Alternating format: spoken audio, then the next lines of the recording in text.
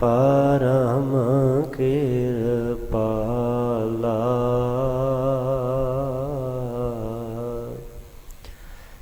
श्री गुरु गोबिंद सिंह विसाला तारों तारा पार पुन पुन सीसा पुन पुन सीसा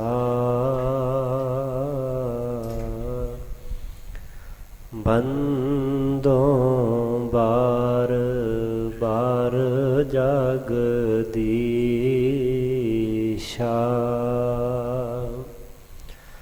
जिसमें अमृत ज्ञान है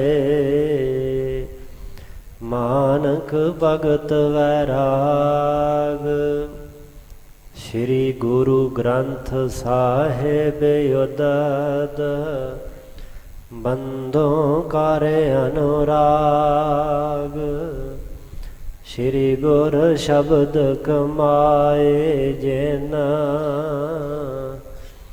जीते पंच बेकार तेन संतन कहो बंदना सिर चरणन पर तार एक ओंकार सतगुरु तेह प्रसाद सच होए वाहिगुरु जी की फतेह है विघ्न विनाशन सोए वाहिगुरु जी की फतेह है विघ्न विनाशन सोए सतनाम श्री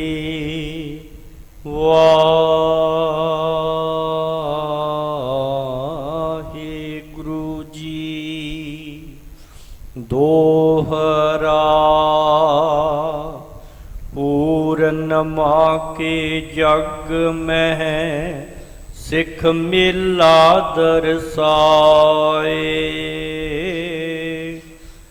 दर्शन जिम श्री अमर को फल तैसे नर पाए पूर्णिमा के जग में। वाहिगुरु जी का खालसा वाहिगुरु जी की फतेह। परम सन्मान सत्कारयोग जुगो जुग अटल शब्द गुरु चावर तखत छत्र दे मालक दसां पातशाहियां दी जोत समरथ परतख हाजिर नाजिर सतगुरु वालीए दो जहां हलत पलत दे रखियक धन धन साहिब सतगुरु आद श्री गुरु ग्रंथ साहिब जी महाराज ऐसे दीन दयाल सतगुरु पातशाह जी दी अपरे अपार कृपा रहमत बख्शत दा सदका श्री कलगीधर जी श्री दशमेश पिता जी पंथ वाली अमृत दे दाते सतगुरु साहिबे कमाल बादशाह दरवेश धन धन धन सतगुरु श्री गुरु गोबिंद सिंह साहिब जी महाराज जी दे महान पावन पवित्र इतिहासक मुकद्दस मुबारक पाक अस्थान तख्त श्री केसगढ़ साहिब जी विखे हाजरियां भर रहे गुरु सवारे गुरु पातशाह जी दी साजी नवाजी गुरु रूप साध संगत जीओ ਵੱਡਿਆਂ ਭਾਗਾਂ ਸਦਕਾ ਗੁਰੂ ਬਖਸ਼ੇ ਉਦਮ ਉਪਰਾਲੇ ਦੁਆਰਾ ਆਪ ਜੀ ਨੇ ਸਾਹਿਬਾਂ ਜੀ ਦੇ ਚਰਨ ਪਰਸੇ ਹਨ। ਸਤਿਗੁਰੂ ਜੀ ਦੇ ਕੋਲ ਬੈਠ ਕੇ ਸਮੇਂ ਸਵਾਸਾਂ ਨੂੰ ਸਫਲਾਇਆ ਹੈ।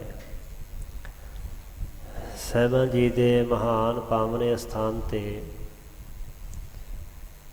ਲੜੀਵਾਰ ਸਤਿਗੁਰੂ ਦੇ ਜੀਵਨ ਬਿਰਤਾਂਤ ਗੁਰ ਇਤਿਹਾਸ ਦੀ ਵਿਚਾਰ ਚੱਲ ਰਹੀ ਹੈ।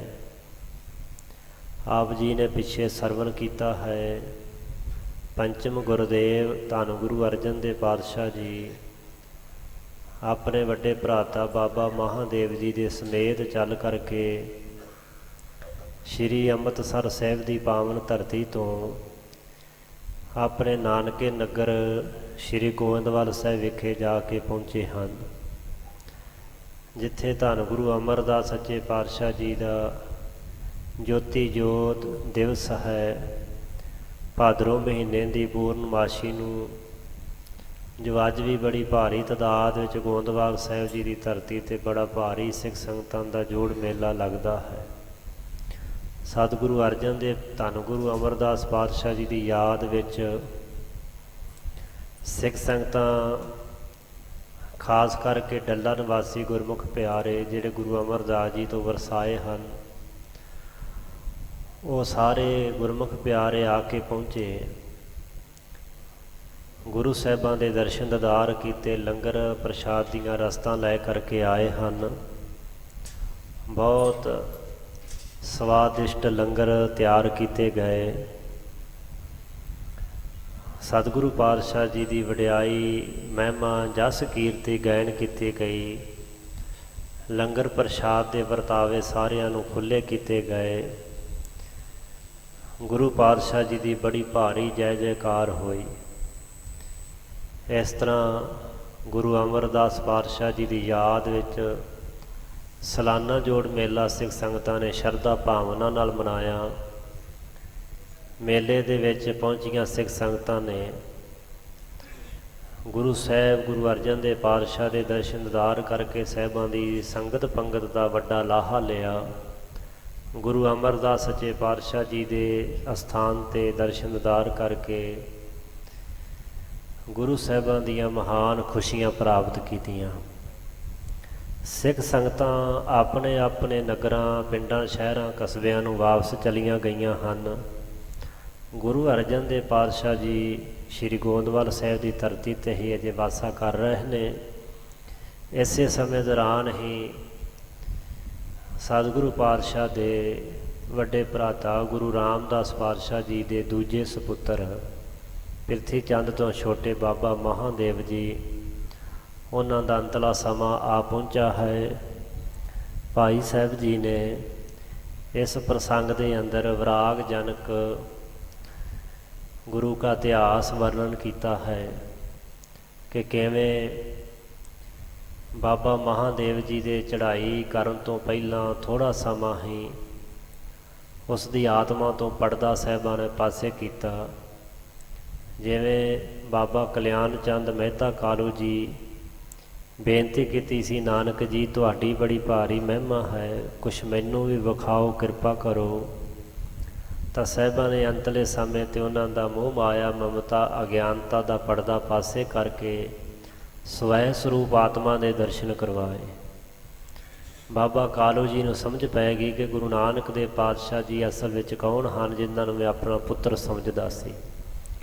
ਇਸੇ ਤਰ੍ਹਾਂ ਹੀ ਬਾਬਾ ਮਹਾਦੇਵ ਜੀ ਗੁਰੂ ਅਰਜਨ ਦੇਵ ਪਾਤਸ਼ਾਹ ਜੀ ਦੀਆਂ ਬਰਕਤਾਂ ਬਖਸ਼ਿਸ਼ਾਂ ਤੋਂ ਵਾਕਫ ਨੇ, ਪਰ ਅਜੇ ਉਹ ਪਰਦਾ ਪਾਸੇ ਨਹੀਂ ਸੀ ਹੋਇਆ, ਜਿਸ ਪਰਦੇ ਦੇ ਕਾਰਨ ਅੰਦਰ ਬਾਹਰ ਜੋ ਸਾਰੇ ਥਾਵਾਂ 'ਤੇ ਵਿਆਪਕ ਬ੍ਰਹਮ ਹੈ, ਉਸ ਦੀ ਲਖਤਾ ਹੁੰਦੀ ਹੈ, ਉਸ ਦਾ ਦੀਦਾਰ ਹੁੰਦਾ ਹੈ, ਉਸ ਦਾ ਅਨੁਭਵ ਹੁੰਦਾ ਹੈ। ਅਜੇ ਉਸ ਅਵਸਥਾ ਦੇ ਉਤਾਰਨੀ ਨਹੀਂ ਸਨ। ਭਾਵੇਂ ਗੁਰੂ ਪੁੱਤਰ ਅਤੇ ਗੁਰੂ ਭਰਾਤਾ ਸਨ, ਇਹ ਗੁਰੂ ਦੀ ਦ੍ਰਿਸ਼ਟੀ ਤੋਂ ਬਿਨਾਂ ਐਸੀ ਅਵਸਥਾ ਪ੍ਰਾਪਤ ਨਹੀਂ ਹੁੰਦੀ। ਸੋ ਅੰਤਲੇ ਸਮੇਂ 'ਤੇ ਉਹਨਾਂ ਬੇਨਤੀ ਕੀਤੀ ਹੈ, ਮਹਾਰਾਜ ਕਿਰਪਾ ਕਰੋ, ਤੁਹਾਨੂੰ ਭਰਾ ਕਰਕੇ ਹੀ ਜਾਣਿਆ ਹੈ। ਤਾਂ ਗੁਰੂ ਅਰਜਨ ਦੇਵ ਪਾਤਸ਼ਾਹ ਨੇ ਜਿਵੇਂ ਕਿਰਪਾ ਰਹਿਮਤ ਕੀਤੀ, ਬਾਬਾ ਮਹਾਦੇਵ ਨੂੰ ਬ੍ਰਹਮ ਗਿਆਨ ਦੀ ਦਾਤ ਬਖਸ਼ਿਸ਼ ਕੀਤੀ ਔਰ ਬ੍ਰਹਮ ਗਿਆਨੀ ਬਣ ਕੇ ਉਹਨਾਂ ਨੇ ਆਪਣਾ ਪੰਜ ਭੂਤਕ ਸਰੀਰ ਗੋਇੰਦਵਾਲ ਸਾਹਿਬ ਦੀ ਪਾਵਨ ਧਰਤੀ 'ਤੇ ਜਿਵੇਂ ਤਿਆਗਿਆ। ਉਹ ਸਾਰਾ ਪ੍ਰਸੰਗ ਭਾਈ ਸਾਹਿਬ ਜੀ ਜਿਵੇਂ ਗੁਰੂ ਅਰਜਨ ਦੇਵ ਪਾਤਸ਼ਾਹ ਨੇ ਆਤਮ ਗਿਆਨ ਭਾਈ ਵੱਡੇ ਭਾਈ ਨੂੰ ਬਖਸ਼ਿਸ਼ ਕੀਤਾ, ਸਾਡੇ ਵਾਸਤੇ ਵੀ ਉਹ ਬੜਾ ਲਾਹੇਵੰਦ ਹੈ, ਪ੍ਰੇਰਨਾ ਵਾਲਾ ਹੈ, ਸੁਣਨ ਯੋਗ ਹੈ। ਸੋ ਜਿਵੇਂ ਗੁਰੂ ਕਾ ਇਤਿਹਾਸ ਭਾਈ ਸਾਹਿਬ ਜੀ ਸਰਵਣ ਕਰਵਾ ਰਹੇ ਹਨ, ਸ਼ਰਧਾ ਪ੍ਰੇਮ ਭਾਵਨਾ ਦੇ ਸਹਿਤ ਸਰਵਣ ਕਰੀਏ ਜੀ। ਪੂਰਨਮਾ ਕੇ ਜਗ ਮਹਿ ਸਿੱਖ ਮੇਲਾ ਦਰਸਾਏ। ਪੂਰਨਮਾ ਹੁੰਦੀ ਹੈ ਪੂਰਨਮਾਸ਼ੀ, ਜਿਸ ਦਾ ਸੰਬੰਧ ਚੰਦਰਮਾ ਦੇ ਪੂਰੇ ਹੋਣ ਨਾਲ ਹੈ। ਇਸੇ ਵਾਸਤੇ ਨੂੰ ਪੂਰਨਮਾ ਕਹਿੰਦੇ ਨੇ, ਜਦੋਂ ਚੰਦਰਮੇ ਦੀਆਂ ਕਲਾਂ ਪੂਰੀਆਂ ਹੋ ਜਾਂਦੀਆਂ ਹਨ। ਪੂਰਨਮਾ ਕੇ ਜਗ ਮਹਿ, ਪੂਰਨਮਾਸ਼ੀ ਦੇ ਦਿਹਾੜੇ ਤੇ ਜੋ ਸਤਿਗੁਰੂ ਅਮਰਦਾਸ ਜੀ ਸੱਚਖੰਡ ਬਿਆਨਾ ਕੀਤੇ ਸਨ, ਉਸ ਦਿਨ ਜੋ ਸਿੱਖ ਸੰਗਤਾਂ ਨੇ ਬੜਾ ਵੱਡਾ ਜਗ ਕੀਤਾ, ਬੜਾ ਇਕੱਠ ਸੰਗਤਾਂ ਦਾ ਹੋਇਆ, ਲੰਗਰ ਪਾਣੀ ਬਹੁਤ ਸਵਾਦਲੇ ਤਿਆਰ ਹੋਏ, ਨਾਮ ਬਾਣੀ ਦਾ ਅਭਿਆਸ ਹੋਇਆ, ਸਿੱਖ ਮੇਲਾ ਦਰਸਾਏ। ਸਿੱਖ ਸੰਗਤਾਂ ਆ ਕੇ ਗੁਰੂ ਪਾਤਸ਼ਾਹ ਦੇ ਉਸ ਦਿਹਾੜੇ ਤੇ ਪੁਰਬ ਤੇ ਦਰਸਾਏ, ਸਾਹਿਬਾਂ ਦੇ ਗੁਰ ਅਸਥਾਨਾਂ ਦੇ ਦਰਸ਼ਨ ਦੀਦਾਰ ਕੀਤੇ। ਦਰਸ਼ਨ ਜਿਮ ਸ਼੍ਰੀ ਅਮਰ ਕੋ ਫਲ ਤੈਸੇ ਨਰ ਪਾਏ। ਜਿਵੇਂ ਗੁਰੂ ਅਮਰਦਾਸ ਪਾਤਸ਼ਾਹ ਜੀ ਦੇ ਪ੍ਰਤੱਖ ਦਰਸ਼ਨ ਦੀਦਾਰ ਕਰਨ ਦਾ ਫਲ ਮਹਾਤਮ ਹੈ, ਇਸੇ ਤਰ੍ਹਾਂ ਹੀ ਭਾਈ ਸਾਹਿਬ ਕਹਿੰਦੇ ਉਸ ਦਿਨ ਤੇ ਸਿੱਖ ਸੰਗਤਾਂ ਨੇ ਗੁਰੂ ਅਮਰਦਾਸ ਸੱਚੇ ਪਾਤਸ਼ਾਹ ਨੂੰ ਯਾਦ ਕਰਦਿਆਂ ਹੋਇਆਂ ਸਾਰਾ ਹੀ ਫਲ ਮਹਾਤਮ ਫਲਾਦੇਸ਼ ਪ੍ਰਾਪਤ ਕੀਤਾ। ਸਵਈਆ ਛੰਦ ਸ਼੍ਰੀ ਅਰਜਨ ਪੁਰ ਮਹਿ ਬਾਸੇ, ਹੋਤ ਭਇਓ ਅਤਿਸ਼ੈ ਸਤ ਸੰਗ। ਪੰਚਮ ਪਾਤਸ਼ਾਹ ਧੰਨ ਗੁਰੂ ਅਰਜਨ ਦੇਵ ਸੱਚੇ ਪਾਤਸ਼ਾਹ ਜੀ, ਪਾਵਨਪੁਰ ਦਾ ਅਰਥ ਹੁੰਦਾ ਸ਼ਹਿਰ, ਨਗਰੀ, ਗੁਰੂ ਕੀ ਨਗਰੀ, ਸ਼੍ਰੀ ਗੋਂਦਵਾਲ ਸਾਹਿਬ ਦੀ ਪਾਵਨ ਨਗਰੀ। ਉਸ ਨਗਰੀ ਵਿੱਚ ਵਸੇ ਹਨ ਜੋ ਸਾਹਿਬਾਂ ਦਾ ਨਾਨਕਾ ਨਗਰ ਹੈ, ਤੇ ਸਿੱਖ ਸੰਗਤਾਂ ਬੜੀਆਂ ਜੁੜਦੀਆਂ ਹਨ। ਗੁਰੂ ਅਰਜਨ ਦੇਵ ਪਾਤਸ਼ਾਹ ਜੀ ਦੀ ਸੰਗਤ ਦਾ ਗੁਰਸਿੱਖ ਪਿਆਰੇ ਬੜਾ ਭਾਰੀ ਲਾਹਾ ਲੈਂਦੇ ਹਨ। ਨਿਤ ਪ੍ਰਤ ਚਰਚਾ ਆਤਮ ਕੇਰੀ, ਕਰੈ ਜਾਨ ਇਹ ਤਨ ਛਿਨ ਭੰਗ। ਇਸ ਸਤ ਸੰਗ ਦੇ ਅੰਦਰ ਨਿਤਾਂ ਪ੍ਰਤੀ ਜਿਹੜੀ ਚਰਚਾ ਹੁੰਦੀ, ਵਿਚਾਰ ਹੁੰਦੀ ਨਾ, ਆਤਮ ਕੇਰੀ ਦਾ ਅਰਥ ਹੈ ਦੀ, ਆਤਮਾ ਦੀ ਵਿਚਾਰ ਹੁੰਦੀ ਹੈ। ਬੜੀ ਘਾਟ ਹੈ ਅੱਜ ਕੱਲ੍ਹ ਇਸ ਆਤਮ ਵਸਤੂ ਦੀ ਵਿਚਾਰ ਕਰਨ ਦੀ। ਬਾਹਰੀ ਗੱਲਾਂ ਤਾਂ ਬੜੀਆਂ ਕਹਿਣ ਸੁਣਨ ਨੂੰ ਮਿਲ ਜਾਂਦੀਆਂ ਹਨ, ਪਰ ਆਤਮਾ ਦੇ ਵਿਚਾਰ ਕਿਤੇ ਭਾਗਾਂ ਨਾਲ ਹੀ ਨਸੀਬ ਹੁੰਦੀ। ਗੁਰੂ ਗ੍ਰੰਥ ਸਾਹਿਬ ਦੀ ਸਾਰੀ ਬਾਣੀ ਹੀ ਆਤਮਾ ਦੀ ਵਿਚਾਰ ਹੈ, ਬ੍ਰਹਮ ਦੀ ਵਿਚਾਰ ਹੈ, ਆਤਮਾ ਦਾ ਬ੍ਰਹਮ ਨਾਲ ਮਿਲਾਪ ਦਾ ਰਸਤਾ, ਔਰ ਬਾਂਹ ਫੜ ਕੇ ਬਿਰਤੀ ਰੂਪੀ ਬਾਂਹ ਨੂੰ ਬ੍ਰਹਮ ਵਿੱਚ ਬਾਣੀ ਲੀਨ ਕਰ ਦਿੰਦੀ ਹੈ, ਕੇਵਲ ਰਸਤਾ ਨਹੀਂ ਦੱਸਦੀ।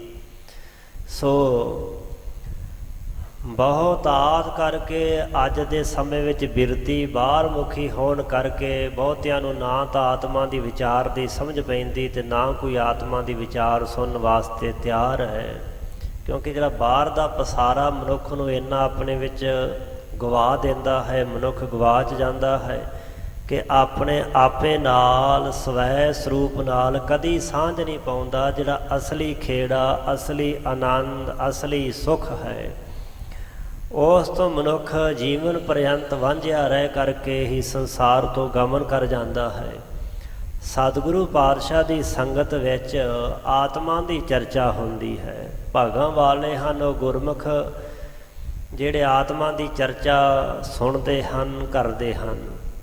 ਨਹੀਂ ਤਾਂ ਕਿਸੇ ਦੀ ਨਿੰਦਾ, ਕਿਸੇ ਦੀ ਚੁਗਲੀ। ਅੱਜ ਕੱਲ੍ਹ ਦਾ ਪ੍ਰਚਾਰ ਇਸੇ ਗੱਲ 'ਤੇ ਖੜਾ ਹੈ ਕਿ ਕੌਣ ਕਿੰਨੀ ਕਿਸੇ ਦੀ ਨਿੰਦਾ ਕਰਦਾ ਹੈ, ਤੇ ਨਿੰਦਾ ਵਿੱਚ ਬਾਣੀ ਦੇ ਵਿੱਚ ਤਾਂ ਦੱਸਿਆ ਕਿ ਰਸ ਹੁੰਦਾ ਹੈ।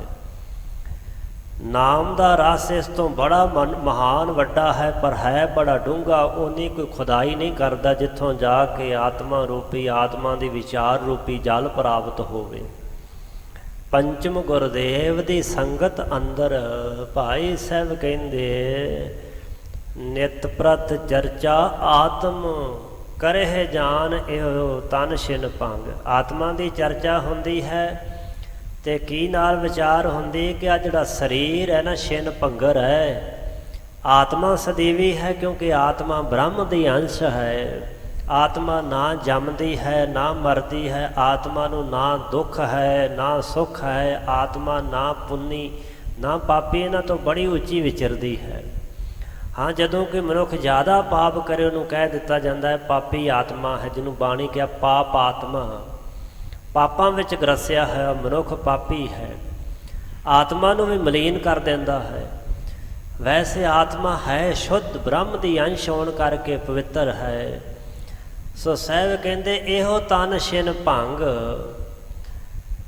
ਗੁਰੂ ਪਾਤਸ਼ਾਹ ਨੇ ਬਾਣੀ ਦੇ ਅੰਦਰ ਸਰੀਰ ਦੇ ਛਿਨ ਭੰਗਰ ਹੋਣ ਦਾ ਪਤਾ ਨਹੀਂ ਕਿੰਨੇ ਕਥਾਵਾਂ ਤੇ ਬਾਣੀ ਦੇ ਪ੍ਰਮਾਣਾਂ ਦੇ ਰਾਹੀਂ ਵਿਆਖਿਆ ਦੇ ਰਾਹੀਂ ਸਾਨੂੰ ਸਮਝਾਇਆ ਹੈ।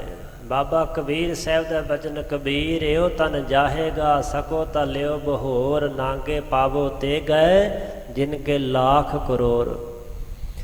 ਵਾਰ-ਵਾਰ ਕਹਿੰਦੇ ਸਰੀਰ ਜਾਵੇਗਾ ਕਿਉਂਕਿ ਸਰੀਰ ਛਿਨ ਭੰਗ ਛਿਨ ਭੰਗਰ ਹੈ। ਇੱਕ ਛਿਨ ਵਿੱਚ ਇਤਨਕ ਲਾਗੋ ਜਦੋਂ ਕਾਲ ਦਾ ਆ ਕਰਕੇ ਠੁੱਡਾ ਵੱਜਦਾ ਹੈ, ਸੱਟ ਪੈਂਦੀ ਹੈ, ਸਰੀਰ ਟੁੱਟ ਜਾਂਦਾ, ਨਾਸ਼ ਹੋ ਜਾਂਦਾ ਹੈ।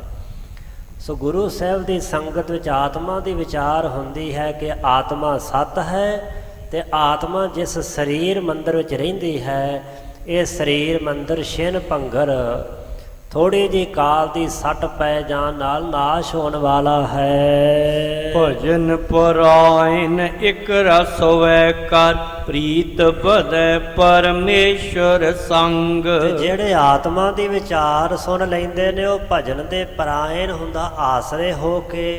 ਇੱਕ ਰਸ ਵੈ ਇੱਕ ਰਸ ਹੋ ਕੇ ਪ੍ਰੀਤ ਵਧੇ, ਪ੍ਰੇਮ ਪਿਆਰ ਵਾਹਿਗੁਰੂ ਜੀ ਦੇ ਪਰਮੇਸ਼ਰ ਦੇ ਸੰਗ ਨਾਲ ਵੱਧਦਾ ਹੈ। ਇੱਕ ਰਸ ਹੋ ਕਰਕੇ ਉਹ ਭਜਨ ਕਰਦੇ ਹਨ। ਭਜਨ ਵਿੱਚ ਕਦੀ ਖੜੋਤ ਨਹੀਂ ਆਉਣ ਦਿੰਦੇ ਕਿ ਅੱਜ ਕਰ ਲਿਆ ਤੇ ਕੱਲ੍ਹ ਨੂੰ ਛੱਡ ਦਿੱਤਾ, ਹਫਤਾ ਕੀਤਾ ਹੀ ਨਾ। ਸੋ ਇੱਕ ਰਸ ਹੁੰਦਾ ਲਗਾਤਾਰ ਉਹ ਭਜਨ ਬੰਦਗੀ 'ਚ ਲੀਨ ਰਹਿੰਦੇ ਹੋਏ ਵਾਹਿਗੁਰੂ ਜੀ ਨਾਲ ਸਦੀਵੀ ਪਿਆਰ ਪਾ ਲੈਂਦੇ ਹਨ। ਸਭ ਕੋ ਉਪਦੇਸ਼ਤ ਮ੍ਰਿਦ ਬਾਕਨ ਜਿਸ ਤੇ ਚੜ੍ਹੈ ਭਗਤ ਕੋ ਰੰਗ। ਪੰਜਵੇਂ ਗੁਰਦੇਵ ਆਪਣੇ ਬੜੇ ਮ੍ਰਿਦਲ ਹੁੰਦੇ ਕੋਮਲ ਵਾਕਨ, ਵਾਕਾਂ ਨਾਲ ਜਿੰਨੇ ਸੰਗਤੀ ਬੈਠੇ ਸੁਣਨ ਵਾਲੇ ਉਹਨਾਂ ਨੂੰ ਬੜੇ ਪਿਆਰੇ ਮਿੱਠੇ ਤੇ ਨਰਮ ਸ਼ਬਦਾਂ ਦੇ ਵਿੱਚ ਉਪਦੇਸ਼ ਦਿੰਦੇ ਨੇ।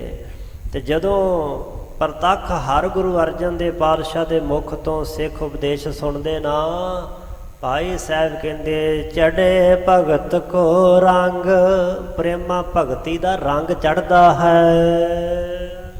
ਸਵਾ ਜਾਮ ਜਾਮਨ ਤੇ ਕੀਰਤਨ ਜਿਸ ਤੇ ਚੜ੍ਹੈ ਭਗਤ ਕੋ ਕਰੈ ਰਬਾਬੀ ਸ਼ਬਦ ਉਚਾਰ। ਸਵਾ ਜਾਮ ਸਵਾ ਪੈ ਰਾਤ ਰਹਿੰਦਿਆਂ ਭਾਵ 2:15 ਵਜੇ ਗੁਰੂ ਕੀ ਬਾਣੀ ਦਾ ਕੀਰਤਨ ਪ੍ਰਾਰੰਭ ਹੋ ਜਾਂਦਾ ਹੈ। ਅੱਜ ਕੱਲ੍ਹ ਵੀ ਮੌਸਮ ਅਨੁਸਾਰ ਜਿਵੇਂ ਸੱਚਖੰਡ ਸ੍ਰੀ ਹਰਿਮੰਦਰ ਸਾਹਿਬ ਵਿਖੇ 3 ਪਹਿਰੇ ਦੀ ਚੌਂਕੀ ਜਿਹਨੂੰ ਕਹਿੰਦੇ ਹਨ, ਉਹ 3 ਵਜੇ ਤੋਂ ਪਹਿਲਾਂ ਹੀ ਲੱਗ ਜਾਂਦੀ ਹੈ। ਸੋ ਇਸ ਤਰ੍ਹਾਂ ਸਵਾ ਜਾਮ ਰਾਤ ਰਹਿੰਦਿਆਂ ਗੁਰੂ ਕੇ ਰਬਾਬੀ ਸਿੱਖ ਕੀਰਤਨੀਏ ਸਿੱਖ ਆ ਜਾਂਦੇ ਤੇ ਗੁਰੂ ਕੀ ਬਾਣੀ ਦੇ ਸ਼ਬਦਾਂ ਦਾ ਉਚਾਰਨ ਕਰਦੇ, ਕੀਰਤਨ ਕਰਦੇ ਹਨ। ਸ਼੍ਰੀ ਅਰਜਨ ਜੁਤ ਮੋਹਰੀ ਆਦਿਕ ਸੁਨੈ ਸਕਲ ਅਰ ਕਰੈ ਵਿਚਾਰ। ਗੁਰੂ ਸਾਹਿਬ ਜੀ ਦੇ ਜੁਤ ਸਮੇਤ ਬਾਬਾ ਮੋਹਰੀ ਸਾਹਿਬਾਂ ਦੇ ਮਾਮਾ ਜੀ ਆਦਿਕ ਜਿੰਨੇ ਸਿੱਖ ਨਾਲ ਗਏ ਨੇ, ਸਾਰੇ ਹੀ ਸੰਗਤ 'ਚ ਬੈਠ ਕੇ ਗੁਰੂ ਕੀ ਬਾਣੀ ਦਾ ਕੀਰਤਨ ਸੁਣਦੇ ਹੋਏ ਅਤੇ ਨਾਲ ਕਰੇ ਵਿਚਾਰ ਗੁਰੂ ਕੀ ਬਾਣੀ ਦੀ ਵਿਚਾਰ ਕਰਦੇ ਹਨ। ਮਿਥਿਆ ਜਗਤ ਜਾਨ ਕਰ ਨਿਸ਼ਚੇ ਅੰਤਰ ਬ੍ਰਿਤੀ ਕਰੈ ਸੁਖਕਾਰ। ਤੇ ਸੰਸਾਰ ਨੂੰ ਜਗਤ ਨੂੰ ਮਿਥਿਆ ਹੁੰਦਾ ਝੂਠਾ, ਨਾਸ਼ਵੰਤ ਜਾਣ ਕਰਕੇ ਨਿਸ਼ਚੈ ਯਕੀਨਨ ਹੀ। ਇੱਕ ਤਾਂ ਹੁੰਦਾ ਨਾ ਕਿ ਬਸ ਜੀ ਜਾਣ ਲਿਆ ਜੀ ਜਗ ਸੰਸਾਰ ਕਿਸੇ ਕਹਿ ਦਿੱਤਾ ਝੂਠਾ, ਇੱਕ ਹੁੰਦਾ ਨਿਸ਼ਚਾ ਕਰਨਾ, ਯਕੀਨਨ ਜਾਣ ਲੈਣਾ। ਨਿਸ਼ਚੇ ਜਾਣਦੇ ਕਿ ਸੰਸਾਰ ਮਿਥਿਆ ਹੈ। ਬਾਣੀ ਵਿੱਚ ਤਾਂ ਸਾਹਿਬ ਇਹ ਵੀ ਲਿਖਿਆ, ਸਾਧੋ ਇਹ ਤਨ ਮਿਥਿਆ ਜਾਨੋ, ਸਰੀਰ ਵੀ ਮਿਥਿਆ, ਕਿਉਂਕਿ ਮਿਥਿਆ ਉਹ ਚੀਜ਼ ਹੁੰਦੀ ਹੈ ਜਿਹੜੀ ਵੇਖਣ ਨੂੰ ਸੱਚੀ ਪ੍ਰਤੀਤ ਹੋਵੇ ਪਰ ਹੈ ਅਸਲ ਵਿੱਚ ਨਾਸ਼ਵੰਤ। ਸੋ ਨਿਸ਼ਚੈ ਕਰਕੇ ਗੁਰਮੁਖ ਜਨ ਸੰਸਾਰ ਜਗਤ ਨੂੰ ਮਿਥਿਆ ਜਾਣਦੇ ਨੇ। ਅੰਤਰ ਬ੍ਰਿਤੀ ਕਰੇ ਸੁਖਕਾਰ, ਅੰਤਰਮੁਖ ਬਿਰਤੀ ਕਰਦੇ ਨੇ, ਜਿਹੜੀ ਬਿਰਤੀ ਸੁਖਕਾਰ ਸੁਖ ਕਰਨ ਵਾਲੀ ਆਤਮ ਵਸਤੂ ਨਾਲ ਸਾਂਝ ਪਾਉਂਦੇ ਹਨ। ਮਨੋ ਮਹਾ ਮੋਨ ਮਨ ਸੁਧ ਕਰਵੇ, ਕਪਲ ਰਿਖੀ ਜੁਤ ਕੇ ਅਨਹਾਰ। ਮਨੋ ਇਸ ਤਰ੍ਹਾਂ ਸਮਝੋ ਕਿ ਮਨ ਨੂੰ ਸ਼ੁੱਧ ਕਰਨ ਵਾਸਤੇ ਕਪਲ ਰਿਖੀ ਹੋਇਆ ਹੈ। 6 ਸ਼ਾਸਤਰਾਂ ਵਿੱਚੋਂ ਇੱਕ ਸ਼ਾਸਤਰ ਦਾ ਕਰਤਾ ਕਪਲ ਮੁਨੀ ਹੋਇਆ, ਜਿਵੇਂ ਜੈਮਨੀ ਮੁਨੀ, ਇਸੇ ਤਰ੍ਹਾਂ ਹੀ ਗੌਤਮ ਬੁੱਧ, ਬਿਆਸ ਰਿਖੀ ਜੀ, ਇਹ ਉਹਨਾਂ 6 ਸ਼ਾਸਤਰਾਂ ਦੇ ਕਰਤਾ ਹੋਏ ਨੇ। 6 ਸ਼ਾਸਤਰ 6 ਉਹਨਾਂ ਦੇ ਕਰਤਾ ਨੇ। ਉਹਨਾਂ 6 ਸ਼ਾਸਤਰਾਂ ਦੇ ਵਿੱਚੋਂ ਇੱਕ ਸ਼ਾਖ ਸ਼ਾਸਤਰ ਹੈ, ਉਸ ਸ਼ਾਸਤਰ ਦਾ ਜਿਹੜਾ ਕਰਤਾ ਹੈ ਉਹ ਕਪਲ ਮੁਨੀ ਹੈ। ਜਿਵੇਂ ਕਪਲ ਮੁਨੀ ਜੀ ਦੀ ਸਭਾ ਵਿੱਚ ਰਿਖੀ ਜੋਤ ਰਿਖੀਆਂ ਦੇ ਸਮੇਤ ਸਾਰੇ ਹੀ ਸਾਧੂ ਮਹਾਤਮਾ ਜੁੜਦੇ ਸਨ, ਆਤਮਾ ਦੀ ਵਿਚਾਰ ਕਰਦੇ ਸਨ। ਇਸੇ ਤਰ੍ਹਾਂ ਗੁਰੂ ਅਰਜਨ ਦੇਵ ਪਾਤਸ਼ਾਹ ਦੀ ਸਭਾ ਸੰਗਤ ਅੰਦਰ ਗੁਰਸਿੱਖ ਪਿਆਰੇ ਅੰਤਰਮੁਖ ਬਿਰਤੀ ਕਰਕੇ ਆਤਮਾ ਦੀ ਵਿਚਾਰ ਕਰਦੇ ਹਨ। ਦੇਖ ਪ੍ਰਤਾਪ ਅਨੁਜ ਕੋ ਤਬ ਹੀ, ਜਿਨ ਕੇ ਉਪਦੇਸ਼ਤ ਹੋਏ ਗਿਆਨ। ਸਤਿਗੁਰੂ ਅਰਜਨ ਦੇਵ ਪਾਤਸ਼ਾਹ ਦਾ ਪ੍ਰਤਾਪ ਵੇਖ ਰਿਹਾ ਹੈ ਬਾਬਾ ਮਹਾਦੇਵ। ਦੇਖ ਪ੍ਰਤਾਪ ਅਨਜ ਹੁੰਦਾ ਭਰਾ, ਦੇਖ ਪ੍ਰਤਾਪ ਅਨਜ ਕੋ ਤਬ ਹੀ, ਆਪਣੇ ਛੋਟੇ ਭਰਾਤਾ ਦਾ ਪ੍ਰਤਾਪ ਵੇਖ ਕਰਕੇ ਕਿ ਜਿਨ੍ਹਾਂ ਦੇ ਉਪਦੇਸ਼ ਦੇ ਦੇਣ ਦੇ ਨਾਲ ਗੁਰਸਿੱਖਾਂ ਦੇ ਹਿਰਦੇ 'ਚ ਬ੍ਰਹਮ ਗਿਆਨ ਪੈਦਾ ਹੋ ਰਿਹਾ ਹੈ। ਭਰਾਤ ਸੰਬੰਧ ਜਾਨ ਕਰ ਕੂਰੋ, ਮਹਾਦੇਵ ਸ਼ਰਧਾਲ ਮਹਾਨ। ਬਾਬਾ ਮਹਾਦੇਵ ਜੀ ਦੀਆਂ ਅੱਖਾਂ ਤੋਂ ਪਰਦਾ ਸਹਿਜੇ ਸਹਿਜੇ ਪਾਸੇ ਹੋਣ ਲੱਗਾ। ਉਹਨਾਂ ਨੇ ਜਿਹੜਾ ਭਰਾਵਾਂ ਵਾਲਾ ਸੰਬੰਧ ਸੀ ਇਹਨੂੰ ਝੂਠਾ ਜਾਣਿਆ ਕਿ ਭਰਾਵਾਂ ਦੇ ਸੰਬੰਧ ਤਾਂ ਲੈਣ ਦੇਣ ਤੇ ਖਲੋਤੇ ਹੁੰਦੇ, ਪਰ ਗੁਰੂ ਤੇ ਸਿੱਖ ਦਾ ਸੰਬੰਧ ਆਤਮਾ ਦਾ ਸੰਬੰਧ ਹੈ, ਸਦੀਵੀ ਪਿਆਰ ਤੇ ਸਨੇਹ ਦਾ ਸੰਬੰਧ ਹੈ। ਭਰਾਵਾਂ ਵਾਲਾ ਸੰਬੰਧ ਜਿਹੜਾ ਸੀ ਇਹਨੂੰ ਝੂਠਾ ਜਾਣਦਿਆਂ ਹੋਇਆਂ ਸ਼ਰਧਾਲ ਮਹਾਨ ਗੁਰੂ ਪਾਤਸ਼ਾਹ ਦਾ ਬੜਾ ਭਾਰੀ ਸ਼ਰਧਾਲੂ ਬਣਿਆ। ਸਿੱਖ ਭਾਵ ਭਾਵਨਾ ਹਿਰਦੇ 'ਚ ਧਾਰਨ ਕੀਤੀ। ਤਨ ਤਜ ਬੇਕੋ ਸਮੈ ਨਿਕਟ ਲਗ, ਜਨਮ ਸਫਲਤਾ ਚਹਿ ਮਨ ਮਾਨ। ਤੇ ਸਰੀਰ ਦੇ ਛੱਡਣ ਦਾ ਸਮਾਂ ਨੇੜੇ ਜਾਣ ਕਰਕੇ, ਕਿਉਂਕਿ ਇਹ ਚੀਜ਼ਾਂ ਪਹਿਲਾਂ ਪਤਾ ਲੱਗ ਜਾਂਦੀਆਂ ਹਨ ਬ੍ਰਹਮ ਗਿਆਨ ਤੋਂ। ਸਿੱਧੀ ਦੁਆਰਾ ਸਰੀਰ ਦੀ ਉਮਰ ਕਿੰਨੀ ਹੈ, ਕਿੰਨੀ ਰਹਿ ਗਈ ਹੈ। ਬਾਬਾ ਮਹਾਦੇਵ ਜੀ ਸਿੱਧ ਪੁਰਖ ਤਾਂ ਜ਼ਰੂਰ ਸਨ, ਕਿਉਂਕਿ ਗੁਰੂ ਕੇ ਪੁੱਤਰ ਸਨ, ਕਮਾਈ ਕਰਦੇ ਸਨ, ਪਰ ਅਜੇ ਆਤਮ ਗਿਆਨੀ ਨਹੀਂ ਸਨ। ਸੋ ਇਸ ਕਰਕੇ ਉਹਨਾਂ ਨੇ ਸਾਹਿਬਾਂ ਨੂੰ ਬੇਨਤੀ ਕੀਤੀ ਸੀ, ਮਹਾਰਾਜ ਕਿਰਪਾ ਕਰੋ।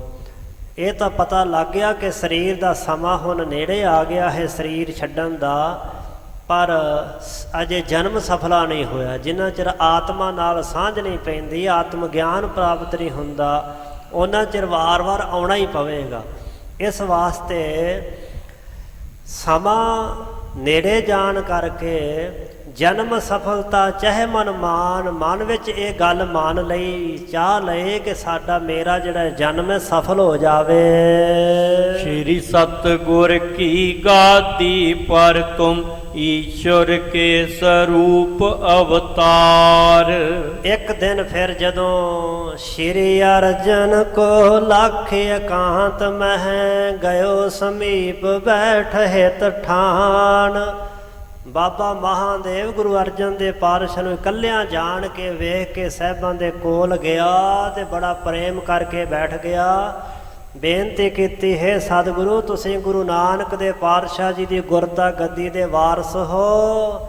ਮੈਂ ਆਪ ਜੀ ਨੂੰ ਈਸ਼ਵਰ ਸਰੂਪ ਪਰਮਾਤਮਾ ਦਾ ਸਰੂਪ ਜਾਣਿਆ ਹੈ, ਤੁਸੀਂ ਪਰਮੇਸ਼ਰ ਦਾ ਹੀ ਅਵਤਾਰ ਹੋ। ਮੈਂ ਭਰਾਤਾ ਹੀ ਜਾਣਤ ਨਿਤ ਚਿਤ, ਅਬ ਬਖਸ਼ੋ ਤੁਮ ਹਿਰਦਾ ਉਦਾਰ। ਪਹਿਲਾਂ ਮੈਂ ਤੁਹਾਨੂੰ ਆਪਣਾ ਭਰਾ ਹੀ ਸਮਝਦਾ ਸੀ ਕਿ ਅਸੀਂ ਇੱਕ ਮਾਂ ਬਾਪ ਦੇ ਜਾਏ ਭਰਾ ਹੀ ਆ, ਤੇ ਮਹਾਰਾਜ ਹੁਣ ਪਤਾ ਲੱਗਾ, ਹੁਣ ਕਿਰਪਾ ਕਰਕੇ ਮੈਨੂੰ ਬਖਸ਼ ਲਓ। ਤੁਮ ਹਿਰਦਾ ਉਦਾਰ, ਤੁਹਾਡਾ ਹਿਰਦਾ ਬੜਾ ਸਾਖੀ ਹੈ, ਬੜਾ ਉਦਾਰ ਦਾਤਾ ਹੈ, ਸਖਾਪਨ ਵਾਲਾ ਹੈ, ਦਿਆਲੂ ਕਿਰਪਾਲੂ ਹੈ। ਉਪਦੇਸ਼ੋ ਇਹ ਆਤਮ ਕੋ ਹੈ, ਕਿਮ ਬੰਧਨ ਮੈਂ ਦੁਖ ਗਨ ਧਾਰ। ਮਹਾਰਾਜ ਜੀ ਕਿਰਪਾ ਕਰੋ, ਮੈਨੂੰ ਆਤਮਾ ਦਾ ਉਪਦੇਸ਼ ਬਖਸ਼ੋ। ਆਤਮ ਗਿਆਨ ਜਿਸ ਦੁਆਰਾ ਪ੍ਰਾਪਤ ਹੋਵੇ, ਉਹ ਕਿਰਪਾ ਕਰਕੇ ਉਪਦੇਸ਼ ਦਵੋ, ਸਮਝਾਵੋ।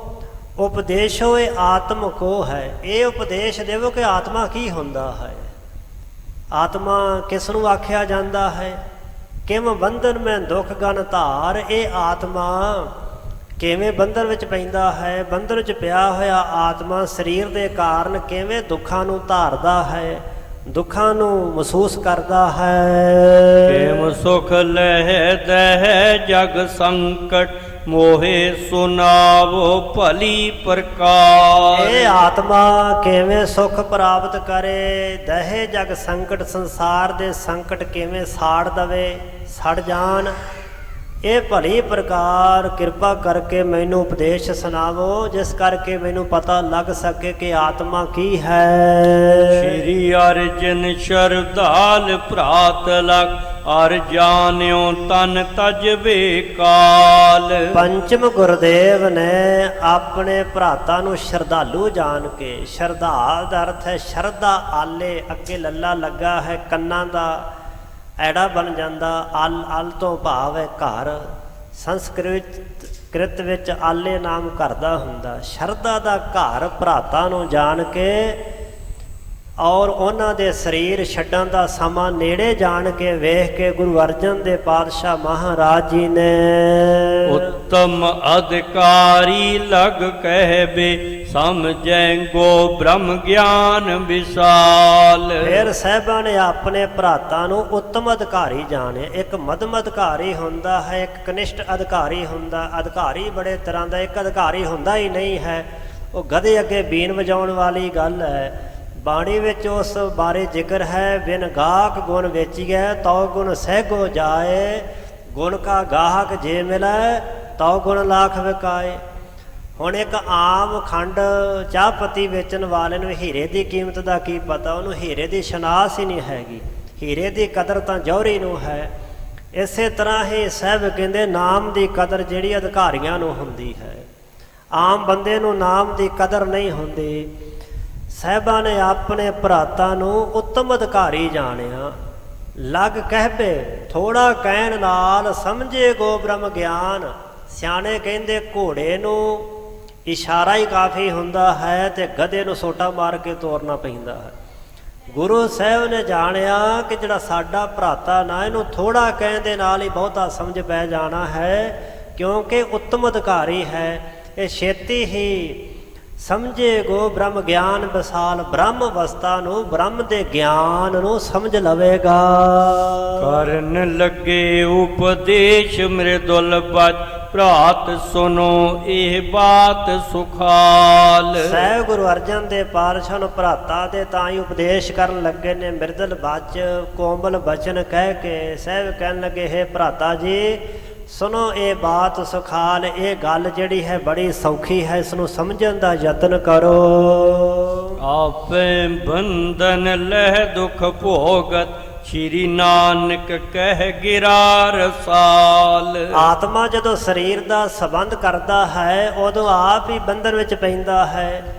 ਕਈ ਰੂਪ ਧਾਰਦਾ, ਕਈ ਜੋਨਾਂ ਵਿੱਚ ਫਿਰਦਾ ਹੈ, ਮਰਦਾ ਤਾਂ ਹੈ ਨਹੀਂ ਹੈ, ਕਿਉਂਕਿ ਬ੍ਰਹਮ ਦੀ ਅੰਸ਼ ਹੈ ਤੇ ਬ੍ਰਹਮ ਕਦੀ ਮਰਦਾ ਨਹੀਂ ਹੈ। ਆਪੇ ਬੰਧਨ ਲੈ ਦੁੱਖ ਭੋਗਤ, ਆਪ ਹੀ ਬੰਧਨਾਂ ਵਿੱਚ ਪੈ ਕੇ ਬੰਧਨਾਂ ਨੂੰ ਲੈ ਕੇ ਦੁੱਖ ਭੋਗਦਾ ਹੈ। ਸ਼੍ਰੀ ਨਾਨਕ ਕਹਿ ਗਿਰਾ ਰਸਾਲ, ਇਹਦੇ ਬਾਰੇ ਗੁਰੂ ਨਾਨਕ ਦੇ ਸੱਚੇ ਪਾਤਸ਼ਾਹ ਨੇ ਰਸਾਲ ਗਿਰਾ ਕਹੀ ਹੈ। ਗਿਰਾ ਹੁੰਦੀ ਬਾਣੀ, ਰਸਾਲ ਹੁੰਦੀ ਰਸ ਵਾਲੀ, ਰਸ ਦਾ ਘਰ। ਬੜੀ ਸੁੰਦਰ ਬਾਣੀ ਗੁਰੂ ਨਾਨਕ ਦੇ ਪਾਤਸ਼ਾਹ ਨੇ ਇਸ ਸੰਬੰਧ ਵਿੱਚ ਉਚਾਰਨ ਕੀਤੀ ਹੈ। ਉਹ ਬਚਨ ਤੁਹਾਨੂੰ ਸੁਣਾਉਂਦੇ ਹਾਂ, ਸੁਣਨਾ ਕਰੋ। ਸ਼ਲੋਕ ਮਹੱਲਾ ਪਹਿਲਾ।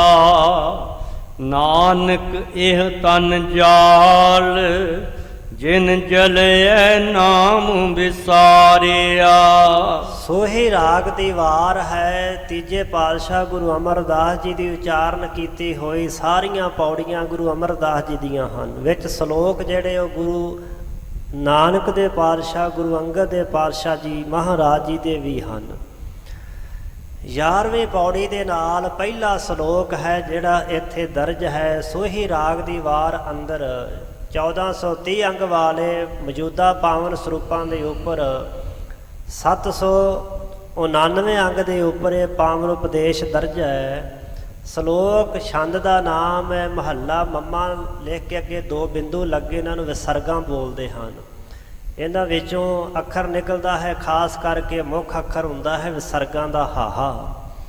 ਸੋ ਮਹੱਲਾ ਇਸ ਦਾ ਉਚਾਰਨ ਹੈ। ਪਹਿਲੇ ਪਾਤਸ਼ਾਹ ਗੁਰੂ ਨਾਨਕ ਦੇ ਪਾਤਸ਼ਾਹ ਜੀ ਫਰਮਾ ਰਹੇ ਨੇ, ਨਾਨਕ ਇਹੋ ਤਨ ਜਾਲ। ਸਹਿ ਫਰਮਾ ਰਹੇ ਨੇ, ਭਾਈ ਇਸ ਤਨ ਸਰੀਰ ਨੂੰ ਜਾਲ ਦੇਣਾ ਕਰ। ਜਿਨ ਜਲਿਆ ਜਿਸ ਸੜ ਜਾਣੇ ਸਰੀਰ ਨੇ, ਨਾਮ ਵਿਸਾਰਿਆ ਨਾਮ ਭੁਲਾ ਦਿੱਤਾ ਹੈ। ਇਹਦਾ ਅੰਤਰੀਵ ਭਾਵ ਹੈ, ਨਾਨਕ ਇਹੋ ਤਨ ਜਾਲ। ਗੁਰੂ ਨਾਨਕ ਦੇ ਪਾਤਸ਼ਾਹ ਕਹਿੰਦੇ ਇਸ ਤਨ ਦਾ ਜਿਹੜਾ ਮੋਹ, ਦੇਹ ਅਧਿਆਸ ਹੈ ਨਾ, ਸਰੀਰ ਦਾ ਮੋਹ, ਸਰੀਰ ਦੇ ਔਗਣ, ਉਹਨਾਂ ਨੂੰ ਬ੍ਰਹਮ ਅਗਨੀ ਦੇ ਦੁਆਰਾ ਜਾਲ ਸਾੜ ਦੇਣਾ ਕਰ।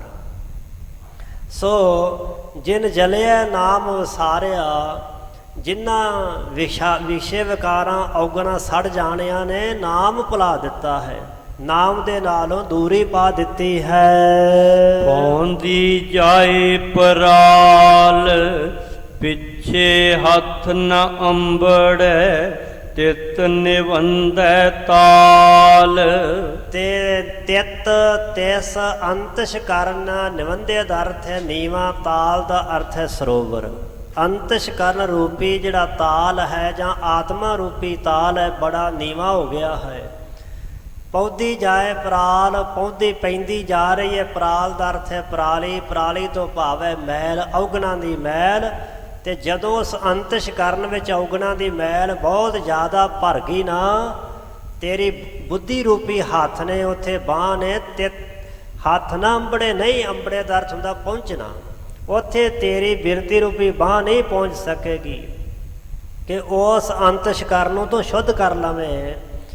ਸੋ ਭਾਈ ਸਾਹਿਬ ਜੀ ਜ਼ਿਕਰ ਕਰਦੇ ਕਿ ਗਿਆਨੀ ਲੋਕ, ਵਿਦਵਾਨ ਲੋਕ ਇਹਨਾਂ ਪੰਕਤੀਆਂ ਦੇ, ਇਹਨਾਂ ਬਚਨਾਂ ਦੇ ਅਰਥ ਕਰਦੇ ਨੇ ਕਿ ਇਸ ਸਰੀਰ ਨੂੰ ਸਾੜਦੇ ਜਿਸ ਸੜੇ ਹੋਏ ਨੇ ਨਾਮ ਭੁਲਾ ਦਿੱਤਾ ਹੈ। ਪਰਾਲੀ ਉੱਤੇ ਪੈਂਦੀ ਜਾਂਦੀ ਹੈ, ਪਿੱਛੋਂ ਉਸ ਨੀਵੇਂ ਤਾਲ ਵਿੱਚ ਹੱਥ ਨਹੀਂ ਪਹੁੰਚ ਸਕੇਗਾ। ਭਾਵ ਜਿਹੜਾ ਦੇਹ ਅਭਿਮਾਨ, ਦੇਹ ਅਧਿਆਸ ਜਿਹਨੂੰ ਕਹਿੰਦੇ ਸਰੀਰ ਦਾ ਮੋਹ, ਉਹਨੂੰ ਦੇਹ ਅਧਿਆਸ ਬੋਲਦੇ ਨੇ, ਜਾਂ ਦੇਹ ਅਭਿਮਾਨ ਸਰੀਰ ਦਾ ਹੰਕਾਰ। ਗਿਆਨ ਅਗਨੀ ਦੇ ਨਾਲ ਸਾੜ ਦੇਣਾ ਕਰ। ਜਿਸ ਤ੍ਰਿਸ਼ਨਾ ਨਾਲ ਸੜੇ ਹੋਏ ਨੇ ਨਾਮ ਨੂੰ ਵਿਸਾਰ ਦਿੱਤਾ ਹੈ। ਉਸ ਹਿਰਦੇ ਰੂਪੀ ਨੀਵੇਂ ਤਾਲ ਵਿੱਚ ਪਰਾਲੀ ਤੋਂ ਭਾਵ ਮੈਲ ਪੈ ਰਹੀ ਹੈ। ਇਸ ਵਾਸਤੇ ਪਹਿਲਾਂ ਹੀ ਆਤਮ ਵਸਤੂ ਨੂੰ ਕੱਢ ਲੈ, ਸਮਝ ਲੈ, ਜਾਣ ਲੈ। ਜਦੋਂ ਉੱਥੇ ਬਹੁਤ ਮੈਲ ਪੈ ਗਈ ਤਾਂ ਬੁੱਧੀ ਰੂਪੀ ਹੱਥ ਉੱਤੇ ਨਹੀਂ ਪਹੁੰਚ ਸਕੇਗਾ। ਸੋ ਭਾਈ ਸਾਹਿਬ ਭਾਈ ਸੰਤੋਖ ਸਿੰਘ ਜੀ ਨੇ ਇਹਨਾਂ ਪੰਕਤੀਆਂ ਦੇ ਅਰਥ ਅੱਗੇ ਆਪਣੇ ਹਿਸਾਬ ਦੇ ਨਾਲ ਕੀਤੇ ਹਨ। ਅੱਗੇ ਉਹ ਵਿਆਖਿਆ ਕਰਦੇ ਹਨ।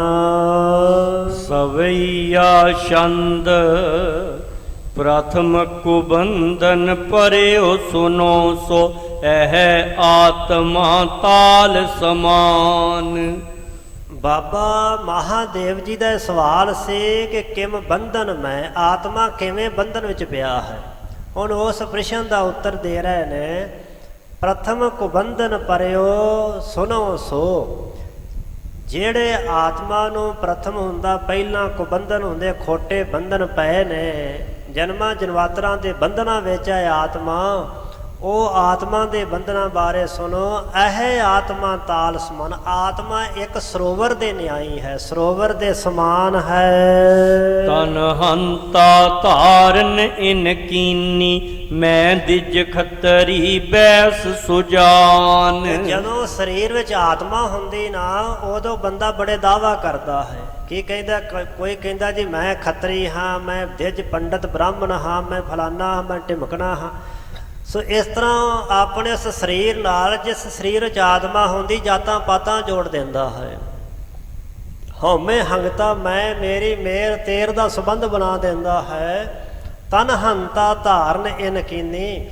ਉਸੇ ਆਤਮਾ ਦੇ ਕਾਰਨ ਹੀ ਇਸ ਮਨੁੱਖ ਨੇ ਸਰੀਰ ਦੀ ਹੰਗਤਾ ਧਾਰਨ ਕਰ ਲਈ। ਹੰਤਾ ਦਾ ਅਰਥ ਹੁੰਦਾ ਹੈ ਮੈਂ ਮੇਰੀ। ਦਿਜ ਖੱਤਰੀ ਵੈਸ ਸਜਾਨ ਕਿ ਮੈਂ ਦਿਜ ਪੰਡਤ ਹਾਂ, ਮੈਂ ਖੱਤਰੀ ਹਾਂ, ਮੈਂ ਵੈਸ਼ ਹਾਂ, ਮੈਂ ਬੜਾ ਸੁਜਾਨ ਸਿਆਣਾ ਹਾਂ। ਇਤਿਆਦਿਕ ਤਨ ਆਪਨ ਰੂਪ ਲਗ ਭਇਓ ਜਾਲ ਹਰਿਆਵਲ ਆਨ। ਇਤਿਆਦਿਕ ਜਿਹੜਾ ਤਨ ਆਪਨ ਰੂਪ ਲਖ ਹੈ ਤਾਂ ਸਰੀਰ ਵੱਖਰਾ ਤੇ ਆਤਮਾ ਵੱਖਰੇ ਸੀ, ਦੋਵਾਂ ਦਾ ਜੋੜ ਜੁੜਿਆ ਸੀ ਕੁਝ ਸਮੇਂ ਵਾਸਤੇ। ਆਤਮਾ ਨੇ ਪਤਾ ਨਹੀਂ ਸਰੀਰ ਦਾ ਸਾਥ ਕਦੋਂ ਛੱਡ ਜਾਣਾ ਸੀ, ਪਰ ਉਸ ਆਤਮਾ ਜਿਹੜੀ ਸਰੀਰ ਵਿੱਚ ਸੀ ਤਨ ਆਪਣਾ ਰੂਪ ਲਖ, ਜਿਹੜਾ ਸਰੀਰ ਸੀ ਨਾ ਪੰਜਾਂ ਤੱਤਾਂ ਦਾ, ਇਸੇ ਨੂੰ ਹੀ ਆਪਣਾ ਅਸਲੀ ਰੂਪ ਸਮਝ ਲਿਆ ਕਿ ਮੇਰਾ ਇਹੀ ਅਸਲੀ ਰੂਪ ਹੈ। ਹਾਲਾਂਕਿ ਅਸਲੀ ਰੂਪ ਇਹ ਨਹੀਂ ਸੀ, ਅਸਲੀ ਰੂਪ ਆਤਮਾ ਸੀ।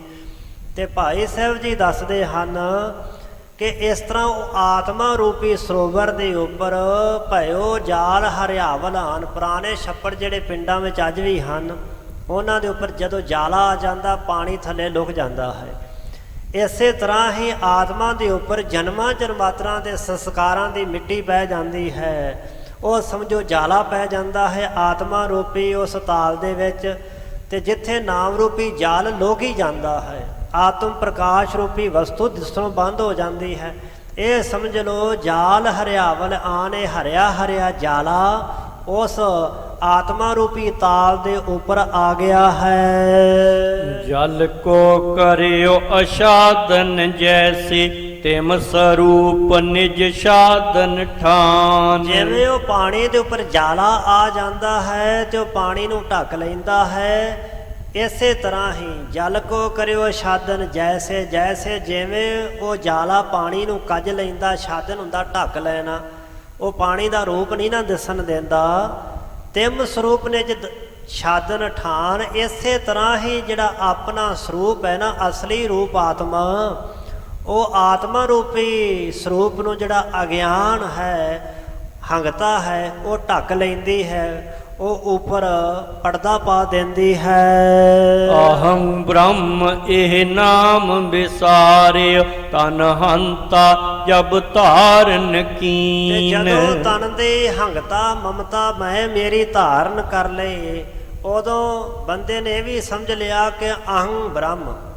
ਇਹ ਵਿਦਾਂਤੀਆਂ ਵਿੱਚ ਬੜੀ ਬਿਮਾਰੀ ਹੈ। 5-7 ਕਿਤਾਬਾਂ ਪੜ੍ਹ ਕੇ, ਜਿਵੇਂ ਅੱਜ ਕੱਲ੍ਹ ਬੜੇ 5-7 ਕਿਤਾਬਾਂ ਪੜ੍ਹ ਕੇ ਪ੍ਰੋਫੈਸਰ ਬਣ ਜਾਂਦੇ। ਪ੍ਰੋਫੈਸਰ ਬਣਨਾ ਅੱਜ ਕੱਲ੍ਹ ਜਿਵੇਂ ਬੜਾ ਸੌਖਾ। ਪੁਰਾਣੇ ਸਮੇਂ ਵਿੱਚ ਵਿਦਾਂਤ ਦੀ ਵਿਦਿਆ ਪੜ੍ਹ ਕੇ ਤੇ ਕੀ ਕਹਿੰਦੇ ਸਨ, ਅਹੰ ਬ੍ਰਹਮ, ਅਸੀਂ ਬ੍ਰਹਮ ਹੋ ਗਏ ਹਾਂ, ਮੈਂ ਹੀ ਬ੍ਰਹਮ ਹਾਂ। ਆਤਮਾ ਦੀ ਲਖਤਾ ਨਹੀਂ ਹੋਈ, ਆਤਮ ਸਰੂਪ ਨੂੰ ਜਾਣਿਆ ਨਹੀਂ, ਤੇ ਕਹਿੰਦੇ ਜੀ ਅਸੀਂ ਰੱਬ ਬਣ ਗਏ ਹਾਂ। ਅਹੰ ਬ੍ਰਹਮ ਇਹ ਨਾਮ ਵਿਸਾਰਿਓ ਕਿ ਮੈਂ ਬ੍ਰਹਮ ਹਾਂ। ਬਸ ਇਸੇ ਹਉਮੈ ਹੰਕਾਰ 'ਚ ਰਹਿ ਕੇ ਨਾਮ ਸਿਮਰਨ ਨੂੰ ਭੁਲਾ ਦਿੱਤਾ। ਤਨ ਹੰਤਾ ਜਬ ਧਾਰਨ ਕੀਨ, ਜਦੋਂ ਤਨ ਸਰੀਰ ਦੀ ਹੰਗਤਾ ਧਾਰਨ ਕਰ ਲਈ, ਉਦੋਂ ਮੈਂ ਬ੍ਰਹਮ ਦੀ ਅੰਸ਼ ਹਾਂ। ਇਸ ਗੱਲ ਦਾ ਨਾਮ ਦਾ ਚੇਤਾ ਭੁਲਾ ਦਿੱਤਾ। ਪੁਨੋ ਪ੍ਰਾਲ ਘਾਸ ਹਰ ਫੂਸ ਜੋ ਪਰਿਓ ਜਾਲ ਪਰ ਭਾਵੋ ਪੀਨ। ਇਕੱਲਾ ਜਾਲਾ ਹੀ ਛੱਪੜ ਵਿੱਚ ਨਹੀਂ ਹੁੰਦਾ, ਸਰੋਵਰਾਂ ਤੇ ਹੋਰ ਵੀ ਬਹੁਤ ਕੁਛ ਹੁੰਦਾ ਹੈ। ਪੁਨੋ ਪ੍ਰਾਲ, ਪਰਾਲੀ ਕੱਖ ਉੱਡ ਉੱਡ ਕਰਕੇ, ਘਾਸ ਫੂਸ, ਘਾਹ ਫੂਸ ਜਿਹੜਾ ਸੁੱਕਾ ਘਾਹ ਪੈਂਦਾ ਰਹਿੰਦਾ ਜਾਲੇ ਉੱਪਰ, ਤੇ ਜਾਲੇ ਦੀ ਪਰਤ ਜਿਹੜੀ ਉਹ ਮੋਟੀ ਬਣ ਜਾਂਦੀ ਹੈ, ਤੇ ਦੂਰੋਂ ਵੇਖਿਆ ਜਾਪਦਾ ਪਾਣੀ ਥੱਲੇ ਹੈ ਹੀ ਨਹੀਂ ਹੈ, ਪਰ ਹੁੰਦਾ ਪਾਣੀ ਥੱਲੇ ਹੈ। ਘਾਸ ਅਰ ਫੂਸ ਜੋ ਪਰਿਓ ਜਾਲ, ਜਾਲਾ ਤੇ ਕਾਏ ਘਾਸ ਫੂਸ ਪੈ ਕਰਕੇ ਉਹ ਪਾਣੀ ਨੂੰ ਢੱਕ ਲੈਂਦਾ ਹੈ। ਬਹੁ ਪੀਨ, ਪੀਨ ਦਾ ਅਰਥ ਹੈ ਤਗੜਾ, ਗਾੜਾ। ਗਾੜਾ ਜਦੋਂ ਜਾਲਾ ਜਿਵੇਂ ਪਾਣੀ ਦੇ ਸਰੋਵਰ ਦੇ ਉੱਪਰ ਆ ਜਾਵੇ ਤੇ ਉਹ ਪਾਣੀ ਨੂੰ ਦਿਸਣ ਨਹੀਂ ਦਿੰਦਾ। ਤਿਮ ਹੰਤਾ ਪਰ ਮਮਤਾ ਉਪਜੀ, ਮਮ ਸੁਤ ਮਮ ਗ੍ਰਹਿ ਤ੍ਰਿਯ ਧਨ ਚੀਨ। ਇਸੇ ਤਰ੍ਹਾਂ ਹੀ ਤਿਮ ਹੰਤਾ ਪਰ, ਹੰਤਾ ਤਾਂ ਪਹਿਲਾਂ ਹੀ ਹੈ ਸੀ ਸਰੀਰ 'ਚ ਕਿ ਮੈਂ ਸਰੀਰ ਹਾਂ, ਮੈਂ ਫਲਾਨੀ ਜਾਤ ਦਾ ਹਾਂ, ਇਹ ਤਾਂ ਪਹਿਲਾਂ ਸਭ ਕੁਛ ਸੀ। ਪਰ ਇੱਕ ਨਾਲ ਹੋਰ ਬਿਮਾਰੀ ਪੈਦਾ ਹੋ ਗਈ, ਉਹਨੂੰ ਮਮਤਾ ਆਖਿਆ ਹੈ। ਮਮਤਾ ਉਪਜੀ, ਮਮਤਾ ਪੈਦਾ ਹੋ ਗਈ। ਮਮਤਾ ਨੇ ਕੀ ਆਖਿਆ? ਮਮਤਾ ਦਾ ਰੂਪ ਕੀ ਹੈ? ਮਮ ਸਤੇ ਮੇਰਾ ਪੁੱਤਰ ਹੈ, ਮਮ ਗ੍ਰਹਿ ਇਹ ਮੇਰਾ ਘਰ ਹੈ, ਤਰੇ ਇਹ ਮੇਰੀ ਘਰ ਵਾਲੀ ਹੈ, ਧਨ ਚੀਨ ਇਹ ਧਨ ਮੇਰਾ ਹੈ। ਇਸ ਤਰ੍ਹਾਂ ਚੀਨ ਜਾਣਨ ਲੱਗ ਪਿਆ। ਜਲ ਸਮ ਆਤਮ ਅਧਿਕ ਅਸ਼ਾਦਿ ਪਰਦਾ ਮੋਟੋ ਭਇਓ ਨਵੀਨ। ਤੇ ਜਿਵੇਂ ਜਲ ਨੂੰ ਜਾਲੇ ਨੇ ਢੱਕ ਲਿਆ ਸੀ ਨੇ, ਇਸੇ ਤਰ੍ਹਾਂ ਹੀ ਜਲ ਸਮ ਜਲ ਦੇ ਵਾਂਗ ਆਤਮ ਅਧਿਕ ਅਸ਼ਾਦਿਓ ਆਤਮਾ ਜਿਹੜਾ ਸੀ ਨਾ, ਇਸ ਹੰਤਾ ਤੇ ਮਮਤਾ ਦੇ ਕਾਰਨ ਅਧਿਕ ਬਹੁਤਾ ਅਸ਼ਾਦਿਓ ਕੀ ਇਹ ਢੱਕਿਆ ਗਿਆ। ਆਤਮਾ ਦੇ ਉੱਪਰ ਪਰਦਾ ਪੈ ਗਿਆ। ਇਹ ਪਰਦਾ ਕਿਹੋ ਜਿਹਾ? ਪਰਦਾ ਮੋਟੋ ਭਇਓ ਨਵੀਨ। ਨਵੀਨ ਪਰਦਾ, ਬੜਾ ਤਗੜਾ ਪਰਦਾ, ਬਹੁਤਾ ਮੋਟੀ ਪਰਤ ਵਾਲਾ ਪਰਦਾ ਆਤਮਾ ਦੇ ਉੱਪਰ ਪੈ ਗਿਆ। ਬ੍ਰਿਤ ਨਾ ਪਹੁੰਚੈ ਇਨ ਦੋਇ ਕੋ ਤਜ ਫਸਿਓ ਇਨੋ ਮੋਹ ਜਾਣੈ ਨਾਹੀ। ਤੇ ਬੰਦੇ ਦੀ ਬਿਰਤੀ ਉੱਥੋਂ ਤੱਕ ਨਹੀਂ ਪਹੁੰਚ ਸਕਦੀ। ਇਨ ਦੋਏ ਕੋ ਤਜ ਕੇ, ਹੰਤਾ ਤੇ ਮਮਤਾ ਦੋਵਾਂ ਨੂੰ ਛੱਡ ਕੇ ਬੰਦੇ ਦੀ ਬਿਰਤੀ ਆਤਮਾ ਤੱਕ ਨਹੀਂ ਜਾਂਦੀ। ਫਸਿਓ ਇਨੋ ਮੈਂ, ਹੰਤਾ ਤੇ ਮਮਤਾ ਵਿੱਚ ਹੀ ਜੀਵ ਫਸਿਆ ਰਹਿੰਦਾ ਹੈ ਤੇ ਜਾਣੇ ਨਾ ਹੈ, ਆਪਣੇ ਆਤਮ ਸਰੂਪ ਨੂੰ ਜਾਣਦਾ ਨਹੀਂ ਹੈ। ਜਬ ਸਤਿਗੁਰ ਉਪਦੇਸ਼ ਜਤਨ ਕੋ ਜਲ ਆਤਮ ਪ੍ਰਾਪਤ ਨਿਜ ਮਾਹੀ। ਤੇ ਜਦੋਂ ਸਤਿਗੁਰੂ ਪਾਤਸ਼ਾਹ ਜੀ ਆਪਣਾ ਉਪਦੇਸ਼ ਦੇ ਕੇ ਕੋਈ ਯਤਨ ਦੱਸਦੇ ਹਨ, ਕੋਈ ਢੰਗ ਦੱਸਦੇ ਕਿ ਆਹ ਯਤਨ ਭਾਈ ਵਰਤੋ, ਆਹ ਤਰੀਕਾ ਤੁਸੀਂ ਅਪਣਾਓ। ਕਿਸੇ ਨੂੰ ਕਹਿੰਦੇ ਭਾਈ ਝਾੜੂ ਫੇਰ, ਕਿਸੇ ਨੂੰ ਕਹਿੰਦੇ ਹਨ ਕਿ ਤੂੰ ਲੰਗਰ ਵਿੱਚ ਜਾ ਕਰਕੇ ਸੇਵਾ ਕਰ, ਕਿਸੇ ਨੂੰ ਕਹਿੰਦੇ ਹਨ ਕਿ ਤੂੰ ਬਾਣੀ ਦਾ ਪਾਠ ਕਰ, ਆਹ ਬਾਣੀ ਪੜ੍ਹ। ਇਹ ਸਤਿਗੁਰੂ ਦੀ ਮਰਜ਼ੀ ਹੈ। ਜਿਹੜਾ ਸਤਿਗੁਰੂ ਪਾਰਦਰਸ਼ੀ ਹੈ, ਉਹਨੂੰ ਪਤਾ ਕਿ ਪਿਛਲੀ ਯਾਤਰਾ ਕਿੱਥੇ ਕੁ ਰੁਕੀ ਹੈ, ਤੇ ਗੁਰੂ ਪਾਰਦਰਸ਼ੀ ਹੋਣ ਕਰਕੇ ਗੁਰੂ ਵੇਖ ਲੈਂਦਾ ਕਿ ਇਹਦੀ ਪਿਛਲੀ ਯਾਤਰਾ ਕਿਸ ਕਾਰਨ ਰੁਕੀ ਹੈ। ਹੰਕਾਰ ਕਾਰਨ ਰੁਕੀ ਹੈ, ਤੇ ਫਿਰ ਸੇਵਾ ਦੀ ਲੋੜ ਹੈ। ਕੋਈ ਹੋਰ ਕਾਰਨ ਹੈ, ਸਿਮਰਨ ਦੀ ਲੋੜ ਹੈ, ਜਿਸ ਕਰਕੇ ਅਗਲਾ ਰਸਤਾ ਸੁਖੈਨ ਹੋ ਸਕੇ। ਸੋ ਭਾਈ ਸਾਹਿਬ ਜੀ ਇੱਥੇ ਦੱਸ ਰਹੇ ਨੇ ਕਿ ਗੁਰੂ ਸਾਹਿਬ ਜੀ ਦੱਸਣ ਲੱਗੇ ਕਿ ਭਾਈ ਇਸ ਤਰ੍ਹਾਂ ਗੁਰੂ ਸਾਹਿਬ ਯਤਨ ਦੱਸਦੇ ਨੇ, ਜਲ ਆਤਮ ਪ੍ਰਾਪਤ ਨਿਜ ਮਾਹੇ। ਜਦੋਂ ਨਿੱਜੀ ਜਲ, ਆਪਣਾ ਆਤਮ ਸਰੂਪ ਜਿਹੜਾ ਅਸਲੀ ਜਲ ਹੈ ਨਾ, ਉਹ ਜਿਸ ਤਰੀਕੇ ਨਾਲ ਪ੍ਰਾਪਤ ਹੋ ਜਾਏ, ਗੁਰੂ ਸਾਹਿਬ ਜੀ ਉਹ ਜੁਗਤ ਸਮਝਾ ਦਿੰਦੇ ਹਨ। ਇਨ ਦੋਨੋਂ ਤੇ ਦੁੱਖ ਕੋ ਭੋਗੈ ਅਤ ਦੁੱਖ ਕੋ ਸੁਖ ਲਖ ਚਿਤ ਚਾਹੀ। ਤੇ ਬਾਬਾ ਮਹਾਦੇਵ ਨੇ ਕਿਹਾ ਸੀ ਨਾ ਕਿ ਆਤਮਾ ਦੁੱਖ ਸੁੱਖ ਨੂੰ ਕਿਵੇਂ ਭੋਗਦਾ ਹੈ। ਗੁਰੂ ਸਾਹਿਬ ਨੇ ਦੱਸਿਆ ਕਿ ਆਤਮਾ ਤਾਂ ਕਦੀ ਦੁੱਖ ਸੁੱਖ ਵਿੱਚ ਨਹੀਂ ਆਉਂਦਾ। ਹਾਂ, ਸਰੀਰ ਦੇ ਕਾਰਨ ਇਹ ਸਾਰਾ ਕੁਝ ਬਣਦਾ ਹੈ। ਹੰਤਾ ਤੇ ਮਮਤਾ ਦੋਵਾਂ ਦੇ ਕਾਰਨ ਹੀ ਦੁੱਖ ਕੋ ਭੋਗੇ, ਦੁੱਖ ਨੂੰ ਭੋਗਦਾ ਹੈ। ਅਤ ਦੁੱਖ ਕੋ ਸੁਖ ਲਖ ਚਿਤ ਚਾਹੇ। ਜਦੋਂ ਅਤੀ ਦੁੱਖ ਆ ਜਾਂਦਾ, ਫਿਰ ਸੁੱਖ ਦੀ ਚਾਹ ਰੱਖਦਾ ਮਨ ਵਿੱਚ, ਸੁੱਖ ਨੂੰ ਸਮਝਦਾ ਕਿ ਮੈਨੂੰ ਸੁੱਖ ਪ੍ਰਾਪਤ ਹੋਵੇ। ਇਸ ਤਰ੍ਹਾਂ ਕਦੀ ਸੁੱਖ ਤੇ ਕਦੀ ਦੁੱਖ ਸਰੀਰ ਵਿੱਚ ਆਉਂਦੇ ਜਾਂਦੇ ਰਹਿੰਦੇ ਤੇ ਉਹਨਾਂ ਨੂੰ ਮਹਿਸੂਸ ਕਰਦਾ ਹੈ। ਬਹਿਰ ਬ੍ਰਿਤ ਤੇ ਉਠੈ ਬਾਸ਼ਨਾ ਤਿਨ ਅਨੁਸਾਰ ਜਨਮ ਕੋ ਪਾਹੀ। ਤੇ ਜਦੋਂ ਵੈਰ ਬਿਰਤ ਹੋਈ, ਬਿਰਤੀ ਕਦੀ ਅੰਦਰ ਕੀਤੀ ਨਹੀਂ। ਗੁਰੂ ਸਾਹਿਬ ਕਹਿੰਦੇ ਧਾਵਤ ਵਰਜ ਰਹਾਇਆ, ਧਾਵਤ ਵਰਜ ਰਹਾਏ। ਇਹ ਕਿਉਂ ਕਹਿੰਦੇ ਵਾਰ-ਵਾਰ? ਕਿਉਂਕਿ ਬਿਰਤੀ ਬਾਹਰ ਮੁਖੀ ਹੈ, ਬਿਰਤੀ ਅੰਤਰਮੁਖ ਹੋ ਜਾਏ। ਸੁਰਤ ਦਾ ਮੂੰਹ ਬਾਹਰ ਵਾਲੇ ਪਾਸੇ, ਸੁਰਤ ਦਾ ਮੂੰਹ ਆਤਮਾ ਵਾਲੇ ਪਾਸੇ ਹੋ ਜੇ।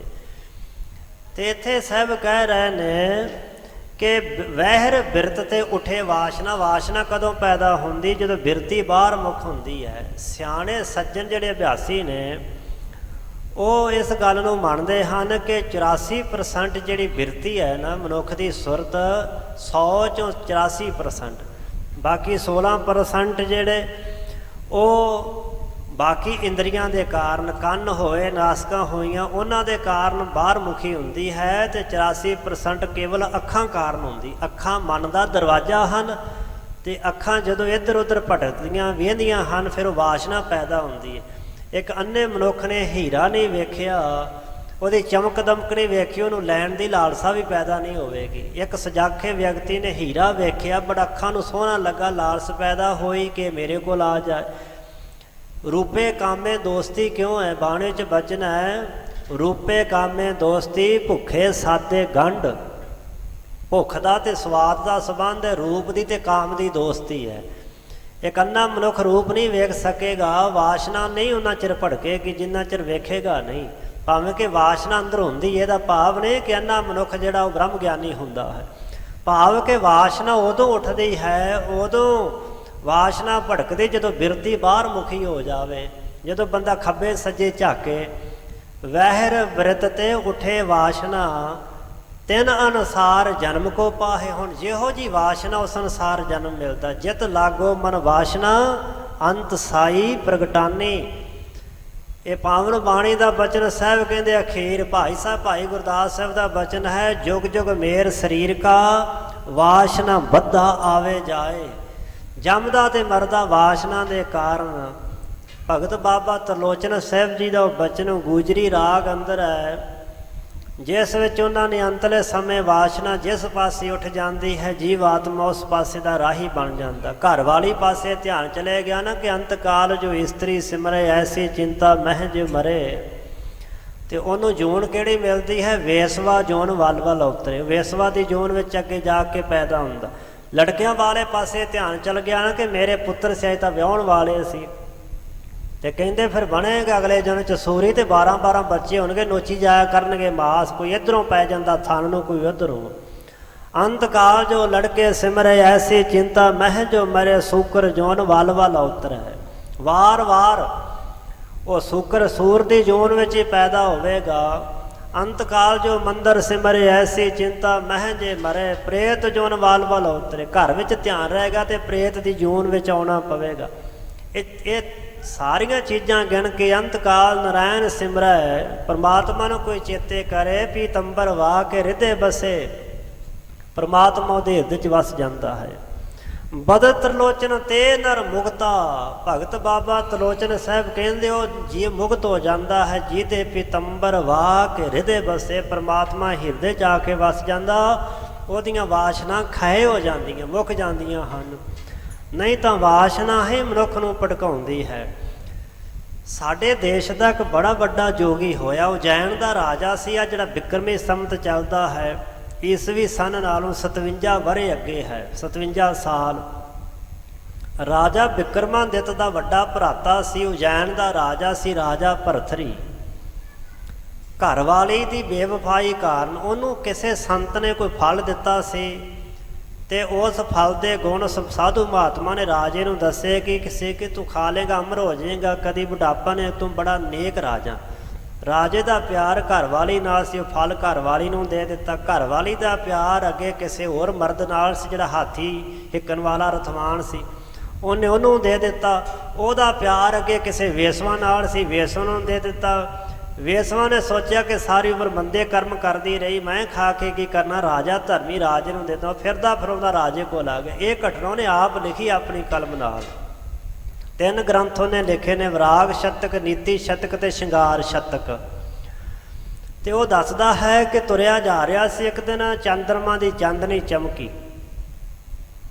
ਸੋਚਿਆ ਕਿ ਲਾਲ ਹੈ, ਉਹਨੇ ਹੱਥ ਪਾਇਆ ਤੇ ਉਹ ਲਾਲ ਨਹੀਂ ਸੀ, ਕਿਸੇ ਨੇ ਪਾਨ ਖਾ ਕੇ ਥੁੱਕਿਆ ਸੀ, ਉਹ ਥੁੱਕ ਨਾਲ ਹੱਥ ਭਰ ਗਈ। ਆਪਣੇ ਆਪ ਨੂੰ ਲਾਹਨਤਾਂ ਪਾਈਆਂ। ਘਰ ਵਾਲੀ ਦੀ ਬੇਵਫਾਈ ਕਾਰਨ ਰਾਜ ਭਾਗ ਛੱਡ ਕੇ ਸਾਧੂ ਬਣ ਗਿਆ ਸੀ। ਨਾਂ ਸੀ ਉਹਦਾ ਭਰਥਰੀ। ਕਹੇ ਨਾਨਕ ਸੁਨ ਭਰਥਰ ਜੋਗੀ। 4 ਸ਼ਬਦ ਗੁਰੂ ਗ੍ਰੰਥ ਸਾਹਿਬ 'ਚ ਭਰਥਰੀ ਜੋਗੀ ਨੂੰ ਸੰਬੋਧਨ ਹੋ ਕੇ ਲਿਖੇ ਨੇ। ਸੋ ਉਹਨੇ ਦੱਸਿਆ ਹੈ ਕਿ ਰਾਜ ਭਾਗ ਛੱਡ ਦਿੱਤਾ, ਤਜੀ ਸਹੰਸਰ ਨਾਰ, ਅਜੂ ਵਾਸ਼ਨਾ ਨਹਿ ਤਜੀ, ਰੇ ਮਨ ਤੋਏ ਤਰਕਾਰ। ਰਾਣੀਆਂ ਬੜੀਆਂ ਸਨ, ਛੱਡ ਦਿੱਤੀਆਂ। ਮੁੱਖ ਰਾਣੀ ਦਾ ਤਿਆਗ ਕਰ ਦਿੱਤਾ, ਰਾਜ ਭਾਗ ਫੌਜਾਂ ਘੋੜੇ ਹਾਥੀ ਛੱਡ ਦਿੱਤੇ, ਪਰ ਅਜੇ ਵਾਸ਼ਨਾ ਨਹੀਂ ਗਈ। ਹੇ ਮਨ ਤੈਨੂੰ ਲਾਹਨਤ ਹੈ, ਤੇਰੀ ਵਾਸ਼ਨਾ ਨਹੀਂ ਮੁੱਕੀ। ਐਨੇ ਹੀਰੇ ਜਵਾਹਰਤ ਮੋਤੀ ਛੱਡ ਕੇ ਤੂੰ ਫਿਰ ਤੂੰ ਥੁੱਕ ਨੂੰ ਹੱਥ ਪਾ ਲਿਆ ਕਿ ਸ਼ਾਇਦ ਲਾਲ ਹੋਵੇ। ਇਹਨੂੰ ਵਾਸ਼ਨਾ ਕਹਿੰਦੇ ਨੇ। ਸੋ ਇਹ ਜਿਹੜੀ ਵਾਸ਼ਨਾ ਜਦੋਂ ਉੱਠਦੀ ਨਾ, ਵਾਸ਼ਨਾ ਅਨੁਸਾਰ ਹੀ ਜਨਮ ਕੋ ਪਾਹੇ, ਬੰਦਾ ਅਗਲਾ ਜਨਮ ਪਾਉਂਦਾ ਹੈ। ਇਹ ਪਰ ਦੋ ਤਨ ਹੰਤਾ ਮਮਤਾ, ਤਿਆਗੇ ਤੇ ਆਤਮ ਲਖ ਪਲੀਤ।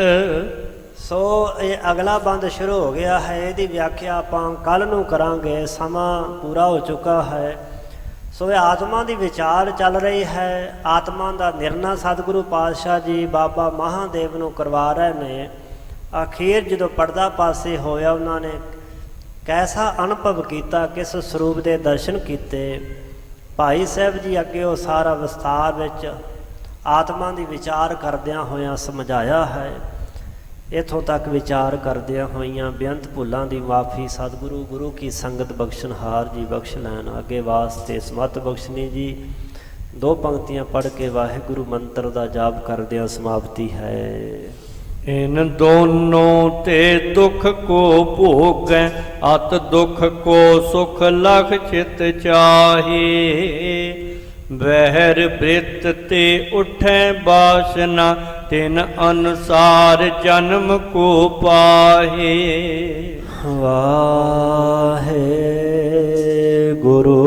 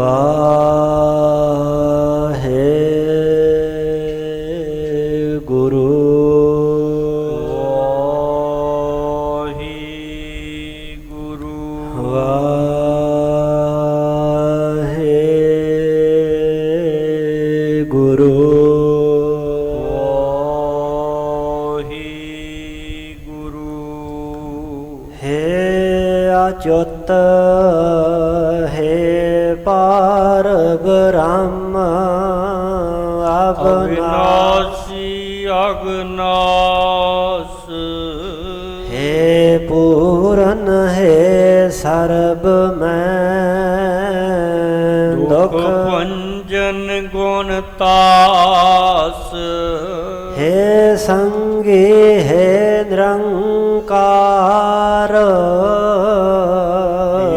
ਨਿਰਗੁਣ ਸਭ ਟੇਕ ਹੈ ਗੋਬਿੰਦ ਹੈ ਗੁਣ ਨਿਦਾਨ ਜਾ ਕੈ ਸਦਾ ਵਿਵੇਕ ਹੈ ਅਪਰੰਪਰ ਹਰ ਹਰੇ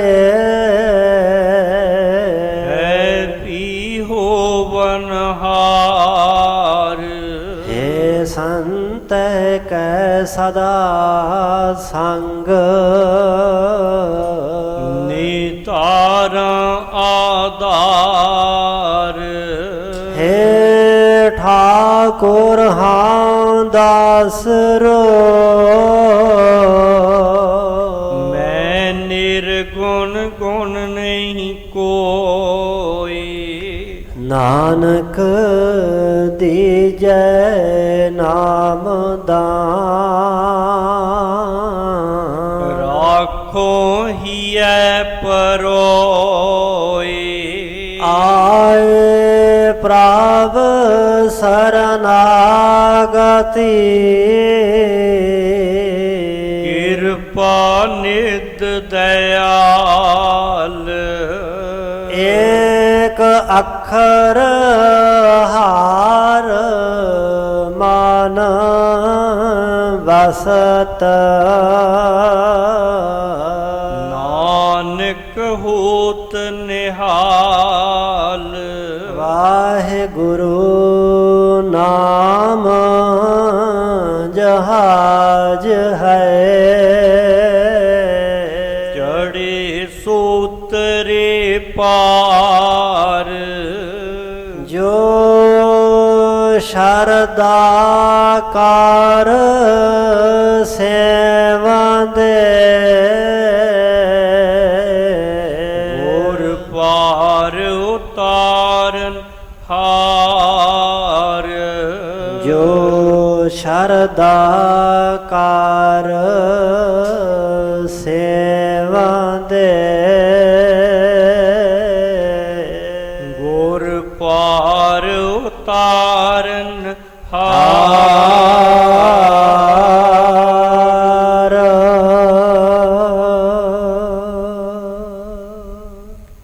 ਵਾਹਿਗੁਰੂ ਜੀ ਕਾ ਖਾਲਸਾ ਵਾਹਿਗੁਰੂ ਜੀ ਕੀ ਫਤਿਹ।